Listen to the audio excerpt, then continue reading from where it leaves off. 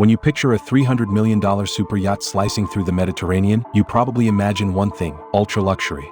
Decks lined with marble, champagne flowing, billionaires sunbathing while the world watches in awe. But here's a truth you weren't meant to know: that yacht might not be real, or at least not the real one. Because in the secretive world of stealth wealth and elite mobility, some super yachts you see aren't what they appear to be.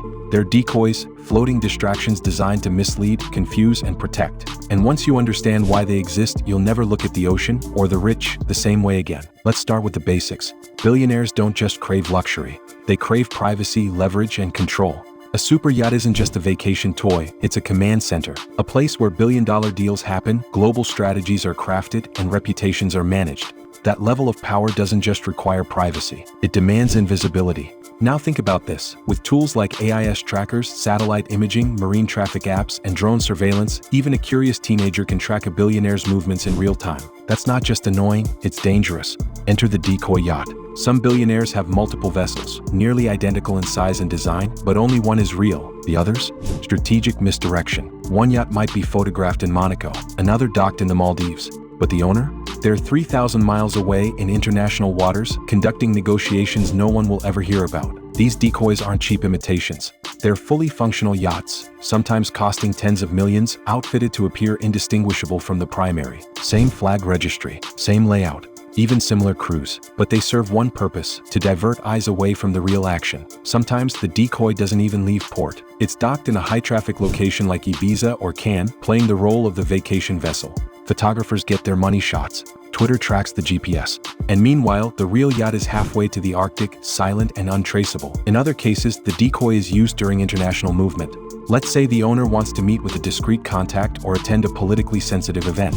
Rather than attract attention, the decoy sails one path, while the real yacht takes a classified route using encrypted communications, stealth navigation, or military-grade AIS spoofing. And it's not just about paparazzi. High-net-worth individuals are prime targets for piracy, extortion, and surveillance. A decoy isn't a luxury, it's a line of defense. One billionaire even hired a Hollywood-level production team to make his decoy yacht appear lived-in, complete with staged parties, fake guests, and planted social media posts, all while he was safely negotiating trade agreements offshore. But there's another layer: asset protection. Owning multiple yachts through layered offshore structures makes it harder for governments, courts, or rivals to determine which vessel is tied to what entity. If one yacht is seized in a legal battle, the real one quietly continues operations under a separate registry. It's the maritime version of a shell company. And then there's geopolitics. Billionaires involved in sensitive industries, defense, energy, rare tech, often use decoys to avoid detection by rival governments.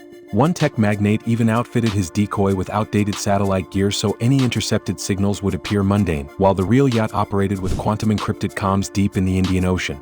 In essence, the decoy yacht isn't just a shadow, it's a message, a signal that the owner understands the game on a different level. While most people flaunt their wealth, the ultra-rich protect it like a state secret. Visibility becomes vulnerability. An illusion? It becomes insurance. So next time you scroll past a sleek, shimmering super yacht on Instagram, stop and think: is that really the owner on board? Or are you looking at a $90 million misdirection? Because in the world of the ultra-elite, even a floating palace might be nothing more than smoke and mirrors.